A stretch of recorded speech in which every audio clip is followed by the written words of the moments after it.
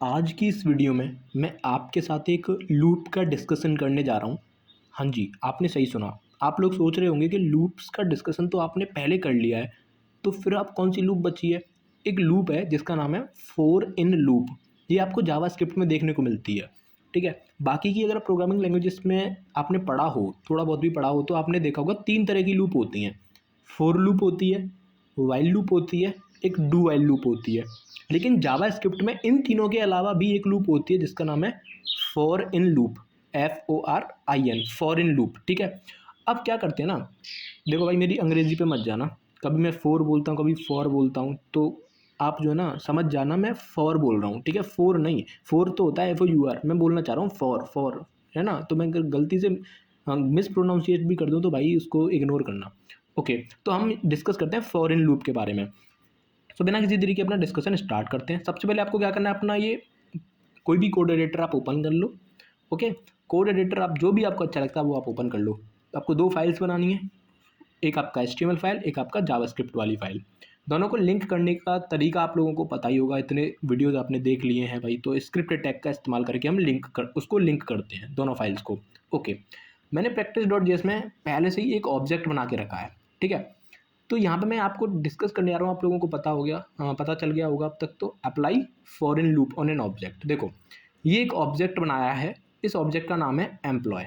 Employ नाम का object है जिसमें मैंने कुछ 3 प्रॉपर्टीज रखी हैं, नेम और आपका एज और आपका सैलरी। ओके, अभी तक हम क्या कर रहे थे ना, अभी तक हम मैनुअल लेबर कर रहे थे, हम दिहाड़ी मजदूर थे। हम क्या कर रहे थे, हम खुद से कंसोल डॉट लॉग एम्प्लॉय के अंदर नेम की वैल्यू क्या है, फिर एम्प्लॉय के अंदर एज की वैल्यू क्या है, और एम्प्लॉय के अंदर सैलरी की वैल्यू क्या है। अभी तक हम खुद से मैनुअली टाइप कर रहे थे ये सारी चीज़ें, और ऐसा करने पे आप सब लोगों को आउटपुट तो पता ही चल गया होगा क्या मिलेगा। लेकिन भाई एक बात बताओ, सपोज करिए अगर अगर अगर इस ऑब्जेक्ट के अंदर लाखों प्रॉपर्टीज़ हों, नेम है, एज है, सैलरी है, उसी तरह से लाखों प्रॉपर्टीज़ हों, तो क्या ये फिजिबल है? ये चीज़ फिजिबल है भाई? क्या पॉसिबल है ये पॉसिबल है क्या भैया? आप 1,00,000 बार ये सारी चीज़ें लिखोगे, console dot log employee dot name age salary फलाना ढिमकाना, क्या लिख पाओगे? क्या नहीं लिख पाओगे? तो हमें कुछ ऐसा चाहिए होगा जो रिपीटेडली एक ही काम को करता रहे, मतलब लूप्स का हमें यहाँ पे यूज़ करना पड़ेगा। बट यार दिक्कत तो ये है कि हम यहाँ पे फॉर लूप नहीं लगा सकते। ये फॉर लूप कैसे लगाओगे आप भाई?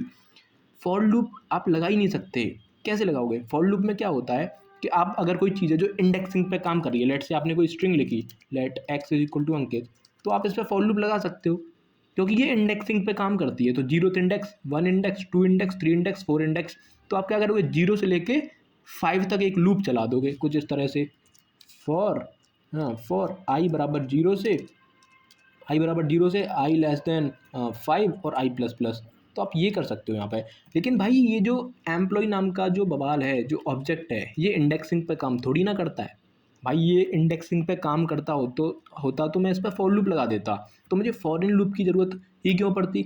इसीलिए मैं कह रहा हूँ आपको यहाँ पे फॉर लूप से काम नहीं बन पाएगा, आपको यूज़ करना पड़ेगा फॉर इन लूप। तो फॉर इन लूप कैसे यूज़ करते हैं वो मैं आपको बताता हूँ, ठीक है?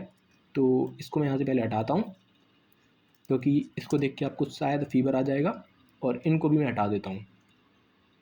ओके, नहीं इसको रहने देते हैं, ठीक है?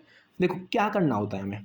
देखो सबसे पहले आपको लिखना है फॉर, और यहाँ पे देखो इन, ये अंदर है ना इन, इसीलिए हम इसको क्या बोलते हैं, फॉर इन लूप, क्योंकि ब्रैकेट्स के अंदर आपको इन देखने को मिलता है। आपको क्या करना है, यहाँ पे आप कॉन्स्ट लेट वेर कुछ भी लिख लो, पर यहाँ पे इन्होंने कॉन्स्ट लिख के रखा है तो हम कॉन्स्ट ही लिख लेते हैं। एंड देन आपको आपको यहाँ पे एक वेरिएबल यूज़ करना होता है। आप की नाम का वेरिएबल यूज़ कर लो, आई नाम का वेरिएबल यूज़ कर लो, जेड नाम का वेरिएबल यूज़ कर लो, जो भी आपको यूज़ करना है वो यूज़ करो। बट भाई आप एक ऐसा वेरिएबल यूज़ करो जो कि मीनिंगफुल हो, ठीक है? मैंने यहाँ पे की नाम का वेरिएबल ही क्यों यूज़ किया वो भी मैं आपको बताऊंगा।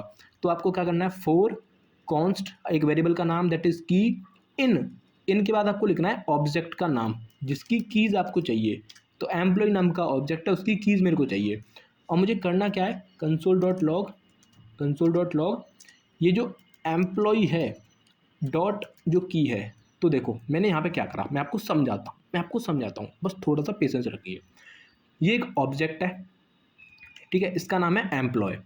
इसके अंदर 3 प्रॉपर्टीज हैं, आप सब लोगों को पता है। मैं चाहता हूं कि यहाँ पे एक लूप की हेल्प से मैं तीनों प्रॉपर्टीज़ की वैल्यूज़ को एक्सेस कर पाऊँ।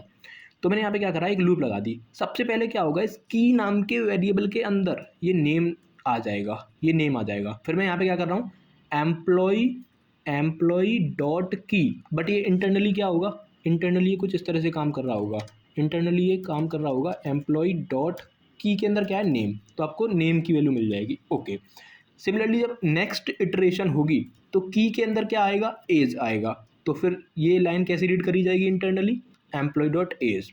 नेक्स्ट इटरेशन में जो की है, ये जो हमारा की है, इसके अंदर सैलरी आ जाएगा, तो ये लाइन कैसे रीड करी जाएगी, एम्प्लॉय डॉट सैलरी।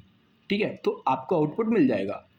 ओके, लेकिन अभी भी एरर आएगी। क्यों आ रही है एरर, यहाँ पे अनडिफाइंड क्यों आ रहा है, मैंने आप लोगों को बताया था लास्ट वाले वीडियो में, मैंने आपको बताया था ब्रैकेट नोटेशन और डॉट नोटेशन में डिफरेंस। जब भी की नाम का वेरिएबल है, जब मतलब आप कोई वेरिएबल बनाते हो और उस वेरिएबल के अंदर की आती है, तो आपको यहाँ पे डॉट नहीं लगाना पड़ता, आपको लगाना पड़ता है ब्रैकेट नोटेशन। अब आपका आउटपुट आपको दिख जाएगा, समझ गए। तो ब्रैकेट नोटेशन और डॉट नोटेशन में जो डिफरेंसेस होते हैं, इसीलिए मैंने आपको ये लास्ट वाली वीडियो में बताया था, तो एक बार जाके उसको देख लेना जिन लोगों ने नहीं देखा। तो ये था आपका किस तरह से आप फॉर इन लूप लगा सकते हो एक ऑब्जेक्ट के ऊपर। अब चाहे आप जितने मर्जी चाहें उतने आप इसमें प्रॉपर्टीज लिख दो, सैलरी लिख दो, डेजिग्नेशन लिख दो, डेजिग्नेशन क्या है, लेट्स से डेजिग्नेशन लिख दो गॉड ऑफ द कंपनी, ठीक है, गॉड ऑफ द कंपनी भाई कुछ भी लिख दो, मजाक है भाई। तो देखो यहाँ पे गॉड ऑफ द कंपनी, देखो डेजिग्नेशन की जो वैल्यू आ रही है वो गॉड ऑफ द कंपनी। तो अब चाहे आप इसमें लाखों की लिख दो, सॉरी लाखों प्रॉपर्टी लिख दो, चाहे आप करोड़ों प्रॉपर्टी लिख दो, बस यहाँ पे मैं तो एक लूप लगाऊंगा और मेरे को इन सब प्रॉपर्टीज़ की वैल्यू मिलती जाएंगी। ओके, तो हमारा काम कितना आसान हो गया। तो ये था आपका how to apply for in loop on an object. ठीक है, अगर आपको वीडियो अच्छा लगा तो प्लीज़ इस वीडियो को लाइक करना। बाकी मिलते हैं नेक्स्ट ऐसे ही वीडियो में, तब तक के लिए टाटा बाय बाय।